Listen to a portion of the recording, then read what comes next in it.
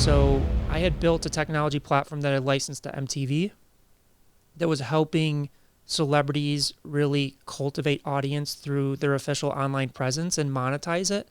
So MTV opened up the doors and introduced me to like the Taylor Swifts, Rihanna's, the Michael Strahans of the world, and really helped foster their online fan base and community and turn it into commerce.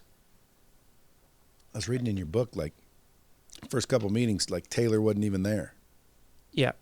You were just trying to close a deal with the brand, and then finally she rolled in. You were there. Yeah.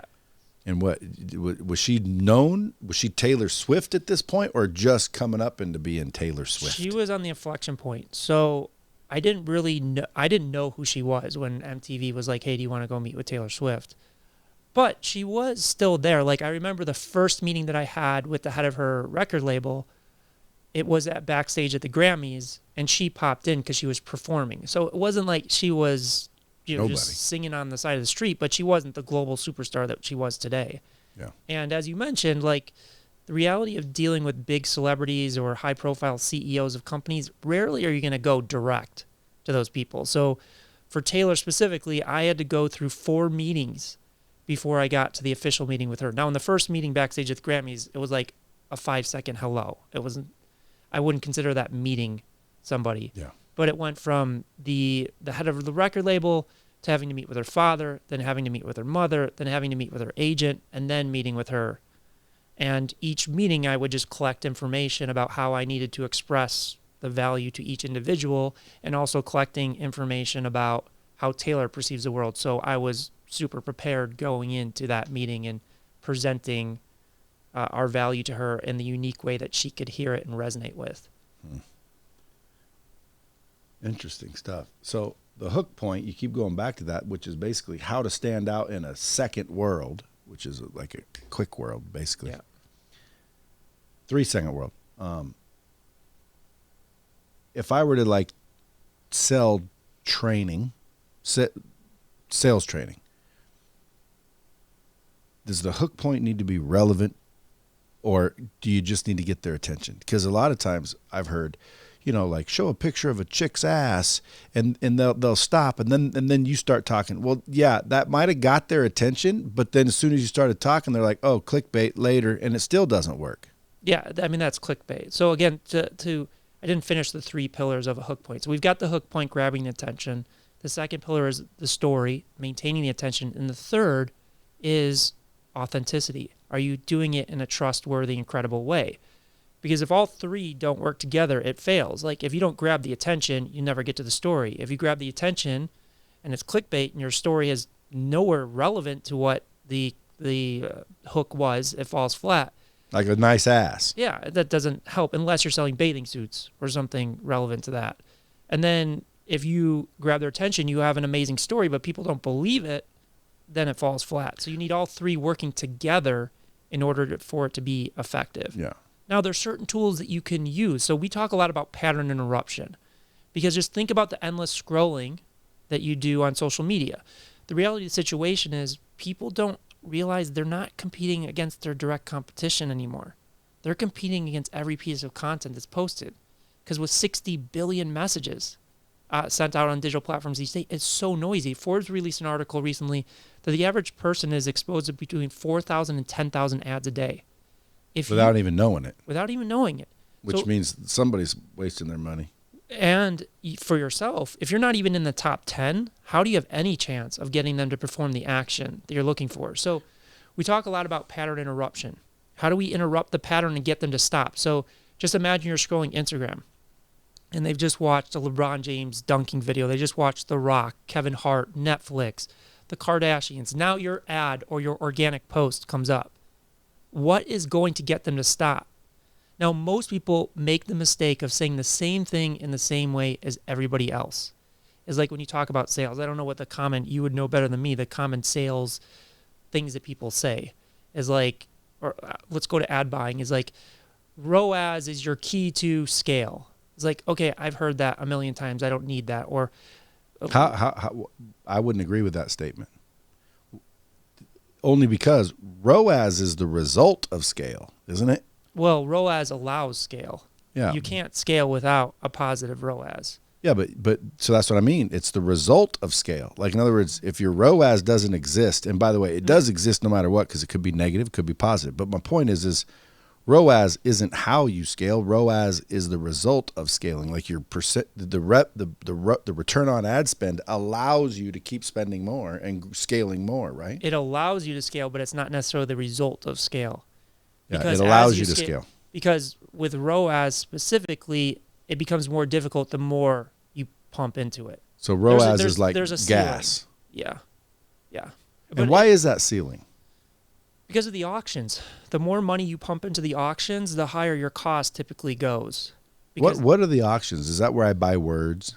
So different auctions. So there's pay-per-click advertising where you're buying keywords or search terms, and then there's like push marketing on social media platforms like Facebook and Instagram and TikTok and Twitter, where it's still an auction based, but you're doing it mainly on interest demos, behaviors, things of that nature that you can target off of. Do I still bid for a word though? Like if I say, hey, anybody clicks training, I'll spend $900 and be the highest bidder and be seen everywhere. On paid search, you will. Like on YouTube, it works that way as well. When it comes to Facebook and Instagram, no, but in a way you are. Like, again, you can say, hey, I want to target LeBron James fans. Now, those people aren't searching for LeBron James, but you can target fans of LeBron James. So it's kind of similar to a term, but it's not exactly them searching for that keyword that you're going after. But going back to the pattern interruption, let's just take an example of, like, let's say we're launching a meditation app. Now, meditation's been around for thousands of years. And if you type in meditation in Google, there'll probably be 3 billion results. So most people, if they're trying to launch a meditation app or a meditation practice, they'll say things like meditation is the key to stillness. Meditation is the key to contentment, or meditation is the key to success. Things that you've heard millions of times. So if that pops up in my feed, I already know what this video is about. I know what this product is about, so I can keep scrolling. So how do we interrupt that pattern and get them to stop? One of the tools that we will use as a pattern interrupt is subverting expectations, is essentially flipping it on its head. So what that can look like is we have a meme card or a headline on the top of the video that says meditation is a scam. And we would start the ad by saying, hey, have you ever experienced meditation and just feels like a scam because people have given you the wrong advice and it just hasn't worked? Like, for example, the biggest myth is when you sit down and meditate, it's about clearing your head. Well, that's impossible. Now, in my personal journey, I started out at the same place as you. I tried meditation for years and it didn't work. I thought it was a scam. Now I'm going to share practices with you that have worked for me and helped me turn into that skeptic into a daily meditation person. Here, check out this link. So what I've done is I've interrupted that pattern, subverted expectations, and saying something completely different about a subject that has been talked about millions, if not billions of times, to get their attention. But then the story matches what that subverting expectation is. So it's authentic. It's not clickbait. I'm expressing what the person on the other side of the screen is going after. And then it's my job to tell that story in that way that's credible enough that people will take the next step on the journey. Because the hook points we develop are not just for ads. They're not just for social media. Oftentimes they're business development hook points. Because that's a big part of my career is I had to go in to the CEO of Viacom or Vice, or go in with Taylor Swift, or go in with an agent, go pitch Disney and figure out how to sell and close multi-million-dollar deals. So when I talk about hook points, it's not just online, it's offline as well. And a lot of clients that I work with is like, how can we differentiate ourselves to get us into that huge meeting?